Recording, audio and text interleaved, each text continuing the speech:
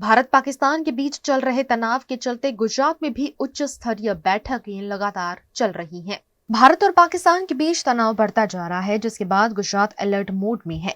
मुख्यमंत्री भूपेंद्र पटेल लगातार एक्शन में दिख रहे हैं और उच्च अधिकारियों के साथ बैक टू बैक मीटिंग भी कर रहे हैं ताकि संभवित सभी तरह की स्थिति से निपटा जा सके।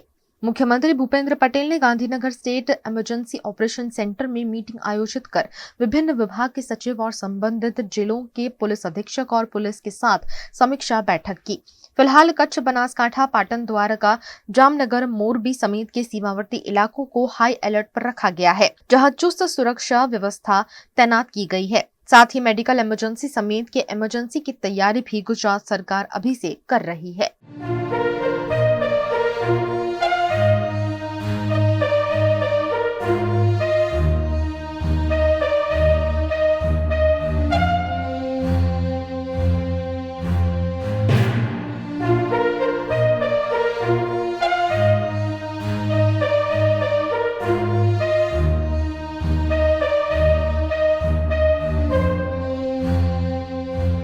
गुजरात के कच्छ पर पाकिस्तान द्वारा लगातार ड्रोन हमले किए जा रहे हैं, जिसके चलते यहां भी अलर्ट है।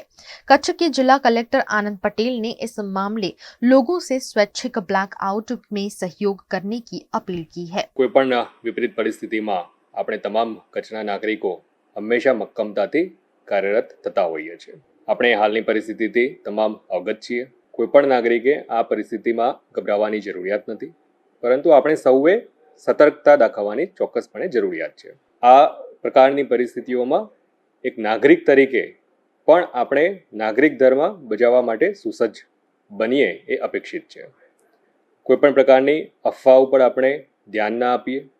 કોઈપણ પ્રકારના એવા વિવાદિત પોસ્ટ હોય, અસંગત બાબતો હોય, એને સોશિયલ મીડિયાના કોઈપણ પ્લેટફોર્મના માધ્યમથી આપણે એને ન ફેલાવીએ। હાલમાં આપણને ખ્યાલ છે, ડ્રોન ઉડાડવું, ફટાકડા ફોડવા, આ પ્રકારની જે પ્રવૃત્તિઓ છે કે જે લોકોમાં ભય ઉપસ્થિત કરી શકે છે, એવી કોઈપણ આપણે બાબતોથી દૂર રહીએ એ પણ અપેક્ષિત છે। આપણે વહીવટીતંત્ર તરફથી બ્લેકઆઉટની અથવા તો કોઈપણ સૂચનાઓ આપવામાં આવતી હોય એને ખૂબ ગંભીરતાથી આપણે લઈ અને એનું ચુસ્તતાપૂર્ણ આપણે પાલન કરીએ એ પણ નાગરિકો પાસેથી અને આપણા સૌના પાસેથી એ અપેક્ષિત છે। ત્યારે આપણે સૌ એનું પાલન કરવા કટિબદ્ધ બનીએ। ખાસ કરી કચ્છના જે આપણા નાગરિકો છે એ નાગરિકોને મારી એ પણ અપીલ છે, આપણે હાલના સંજોગોમાં બિનજરૂરી રીતે આપણી અવર જવર ક્યાંય પણ હોય એ ટાળીએ। આપણા વડીલો, આપણા જે પણ બાળકો અને પરિવારના એવા જે પણ લોકો છે કે જેમની સુરક્ષા સુનિશ્ચિત કરવી આપણા પોતાના હાથમાં છે। એમની સુરક્ષા અને એમની ચિંતા આપણે સૌ પ્રથમ કરીએ। મારી આપ સૌને વિનમ્ર અપીલ પણ છે, નાગરિક ધર્મ તરીકે આપણે સૌ સ્વૈચ્છિક બ્લેકઆઉટમાં પણ સહયોગ આપી અને જોડાવવું જોઈએ।